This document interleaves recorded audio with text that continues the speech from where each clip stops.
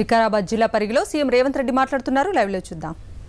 కూడా ఈ పార్టీలు గాని బీఆర్ఎస్ బీజేపీ మన స్థానిక సమస్యల్ని పరిష్కరించాలనో, మన మున్సిపాలిటీలలో సీసీ రోడ్లు వేయాలనో, అండర్ గ్రౌండ్ డ్రైనేజ్ నిర్మించాలనో, లేకపోతే మన వీధి దీపాలను సరిదిద్దాలనో, అంతెందుకు పేద ప్రజల గుర్తింపైన రేషన్ కార్డు ఇవ్వాలన్న ఆలోచన కూడా ఈ పార్టీలు చెయ్యలేదు.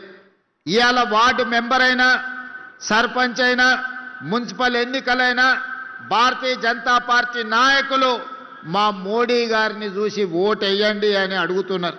నేను ఒక్క మాట అడగదలుచుకున్న బీజేపీ నాయకులను, పెళ్లి పెద్దను చూసి పిల్లనిస్తే పిల్లగానోడు పనికిరానోడైతే సంసారం చేసేది ఎవరు అని నేను అడుగుతున్నా. పెళ్లి పెద్ద మంచి చెడ్డ చెప్పడానికే ఉంటాడు కానీ సంసారం చేయాల్సింది, కుటుంబాన్ని నడపాల్సింది పెళ్లి పిల్లగాడే తప్ప పెళ్లి పెద్ద కాదు.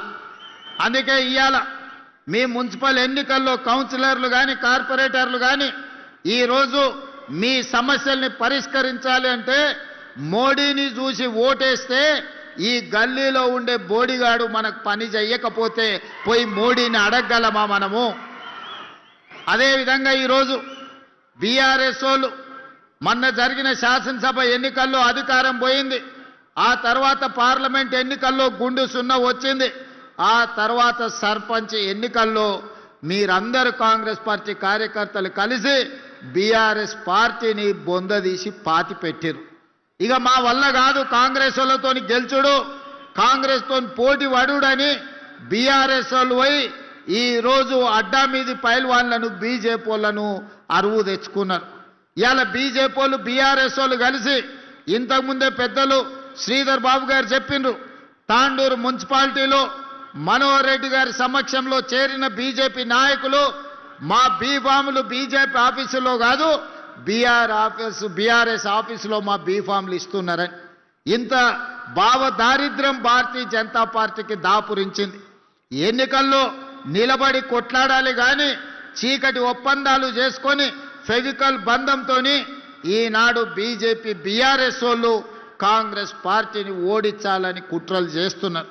నేను అడగదలుచుకున్నా, 10 ఏళ్ళు మీరే ఉన్నారు, అన్ని మున్సిపాలిటీలలో మీ వాళ్ళే కౌన్సిలర్లు చైర్మన్లుగా ఉన్నారు.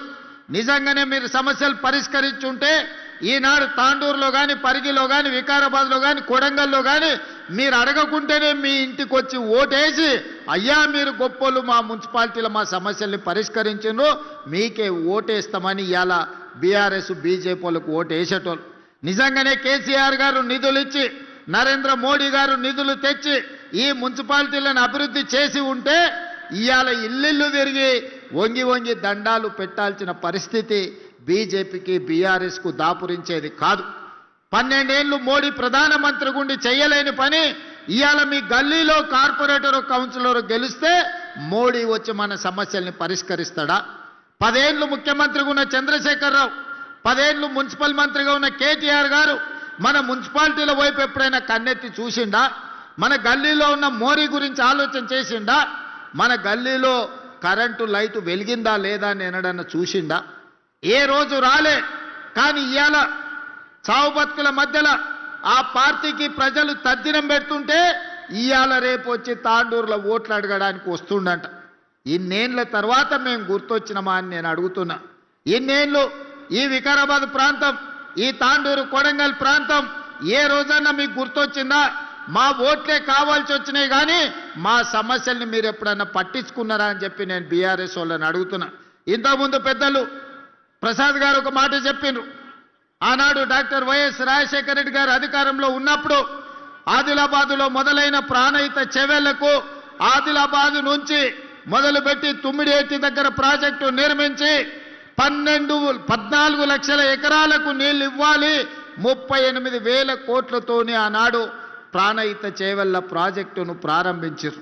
చేవెళ్లలో శిలాఫలకం వేసినప్పుడు డాక్టర్ వైఎస్ రాజశేఖర రెడ్డి గారు చేవెళ్లకే కాదు వికారాబాద్ తాండూ పరిగి ప్రాంతానికి కూడా గోదావరి జలాలు రావాలి, ఎడారిగా మారిన మా ప్రాంతాన్ని అభివృద్ధి చేయాలి, ఎల్లకాలం మేము కల్తీ కళ్ళు తాగాల్సిందేనా, మేము కందులు వండించుకొని బతకాల్సిందేనా అని చెప్పి ఈ ప్రాంత రైతాంగం డాక్టర్ వైఎస్ రాజశేఖర రెడ్డి గారిని అడిగారు.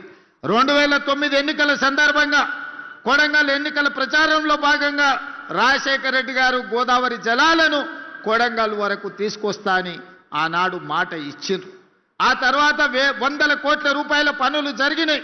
చేవెళ్ల చుట్టుముట్టూత ప్రాంతంలో గోదావరి జలాలు తీసుకురావడానికి ప్రాజెక్టు పనుల మీద వందల కోట్ల రూపాయలు ఖర్చు పెట్టిండ్రు. వికారాబాద్ జిల్లా పరిగిలో సీఎం రేవంత్ రెడ్డి మాట్లాడాన్ని ఇప్పటివరకు లైవ్లో చూసాం. ఇవి బులెటిన్ అప్డేట్స్. నెక్స్ట్